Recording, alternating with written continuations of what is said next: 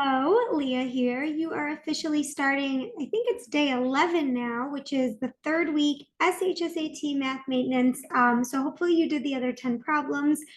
These are just problems that I've chosen that I just think they're good to know how to do. I mean, obviously there's many questions that are good to know how to do, but these are ones that we see on the practice tests a lot.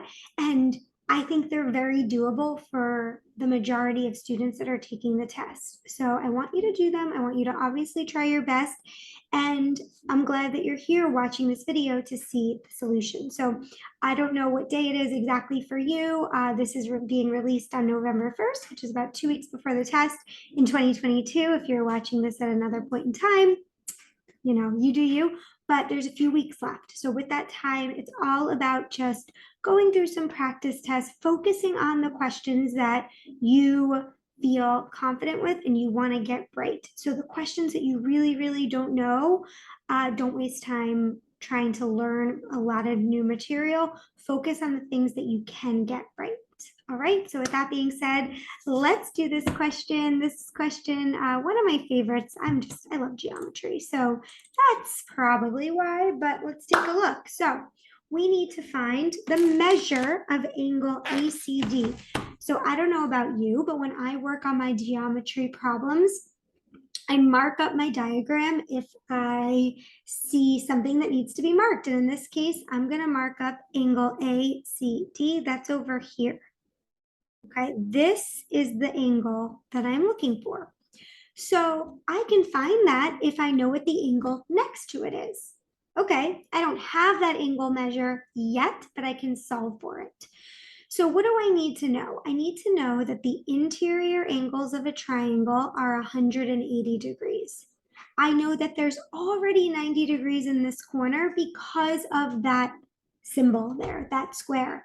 Don't ever assume it's a right triangle unless they tell you or they put that little square. So I'm going to make an expression that represents the sum of the angles. So that's 90 plus 3x plus 3x plus 30, and I'm going to set that equal to 180. So I have an equation. I will combine my like terms. 3x and 3x is 6x. 90 plus 30 is 120.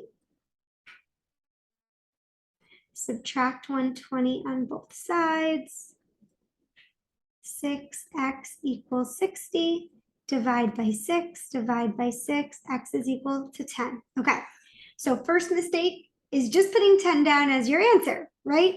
We don't want to do that. Now we have to go back, we have to plug in, and we have to ask ourselves, what is the question asking us to do? So I go ahead, 3x, 3 times 10 is 30. So that's my angle up here. Down here, I've got 3 times 10 plus 30. So that's 30 plus 30, which is 60. All right, so we've got a 60, 30, 90 triangle. Now these two angles sum to 180 because they are a linear pair. So if this is 60, this angle in here has to be 120 because 120 plus 60 is 180. You might also remember that the exterior angle theorem says that this angle out here has to be equal to the two remote interior angles, 90 plus 30. But either way that you solve this, you should get 120 as your final answer. All right, so I hope that was helpful. I hope you remembered these facts. And if you have any questions, please reach out. Please subscribe, like, share, whatever you need to do. And I will talk to you in the next video. Thanks so much.